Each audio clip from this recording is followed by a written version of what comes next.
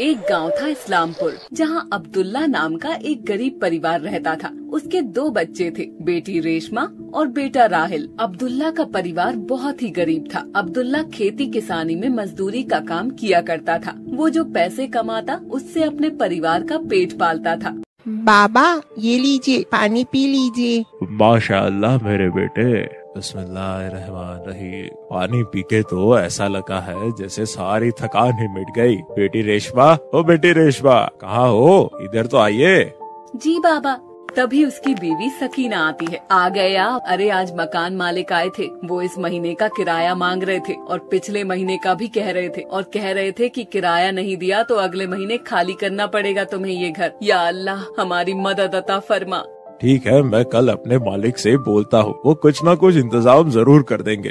अगले दिन अब्दुल्ला अपने मालिक से बोलता है, मालिक मुझे कुछ पैसे मिल जाते उधार तो मैं अपने घर का किराया दे पाता। क्या हुआ अब्दुल्ला भाई, घर में कोई परेशानी है? हाँ मालिक, मैं इतने नहीं कमा पाता हूँ, अपने परिवार को पेट भर खाना भी नहीं खिला पाता। 2 वक्त की रोटी का जुगाड़ कैसे होता है ये तो मेरा अल्लाह जाने। घर का भी किराया है, उसी का कर्जा हो गया है। अगर पैसे न दिए तो घर का मालिक हमें घर से निकाल देगा। अच्छा तो ये बात है, तुम एक काम क्यों नहीं करते? ये 2 बकरी के बच्चे हैं, तुम इन्हें ले जाओ और बड़ा करना, उन्हें अच्छे दामों में बेचना, जिससे तुम्हारी सारी परेशानी दूर हो जाएगी। अल्लाह तुम्हारी मदद अता फरमाए। इस तरह अब्दुल्ला वो दोनों बकरी के बच्चे अपने घर ले आता है, जो देखने में बहुत ही खूबसूरत होते हैं। ये देखकर राहिल और रेशमा बहुत खुश होते हैं। बाबा ये बकरी के बच्चे तो बहुत ही खूबसूरत है। मेरे दिल में कई दिनों से हसरत थी कि मैं बकरी के बच्चे लाऊं, लेकिन घर की तंगस्ती को देखकर मैं आपसे बोल नहीं पाता था। बाबा मैं चाहता था कि बकरी के बच्चे लाऊं और उन्हें पालूं, उनके साथ खूब खेलूं, पर आज अल्लाह ने ये मेरी तमन्ना पूरी कर दी। अल्लाह तेरा लाख लाख शुक्र है। इन बकरी के बच्चों को मैं पालूंगा, इनके साथ खूब खेलूंगा। ठीक है बेटा, इनकी तुम्हें ही खिदमत करनी है, शायद ये हमारी किस्मत बदल दे।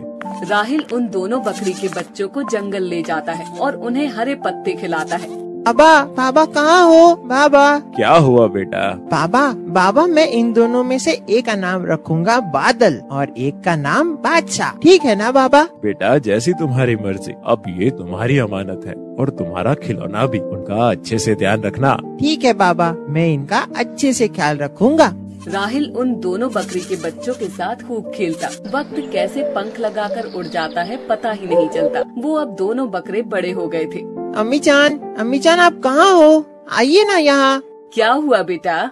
अम्मी जान, बादल और बादशाह ये दोनों तो बड़े हो गए, लेकिन मैं क्यों नहीं बड़ा हुआ? अम्मी जान बताइए ना। सकीना हंसते हुए अरे बेटा, जानवर जल्दी बड़े हो जाते हैं और इंसान के बच्चे जल्दी बड़े नहीं होते। तुम्हारे बाबा होते तो ऐसे में ये देखकर बहुत खुश होते कि उनके लाए हुए बकरे आज बड़े हो गए हैं और बहुत ही खूबसूरत हो गए हैं।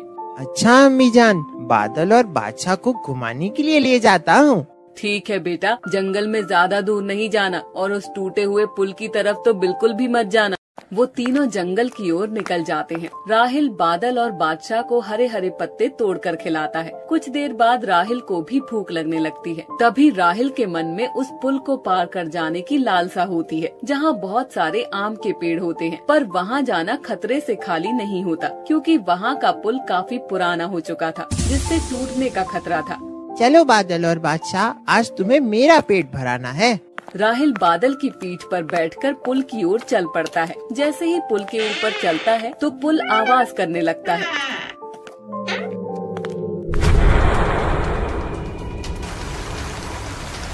बादशाह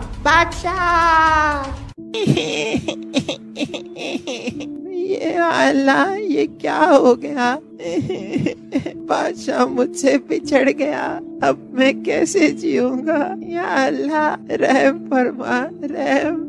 राहिल और बादल घंटों उस नदी की ओर देखते रहते हैं, लेकिन बादशाह का कुछ अता पता नहीं चलता। पानी का बहाव इतना तेज था कि बादशाह दिखाई नहीं दिया। वो दोनों घर की ओर जाते हैं, रोते हुए। जैसे राहिल और बादल घर पहुंचते हैं। बेटा राहिल, तुम्हारे कपड़े गीले क्यों हैं? और बादशाह कहाँ है? लगता है तुम लोगों ने बाहर ही खड़ा कर दिया है मेरे बादशाह को। सकीना बाहर जाकर देखती है तो वहाँ कोई नहीं होता है, और वापस आकर देखती है तो राहिल की आंखों में आंसू थे। राहिल, बादशाह कहाँ कहाँ है? जल्दी बताओ बेटा, मेरा दिल बैठा जा रहा है। राहिल अम्मी जान से लिपटकर जोर जोर से रोने लगता है।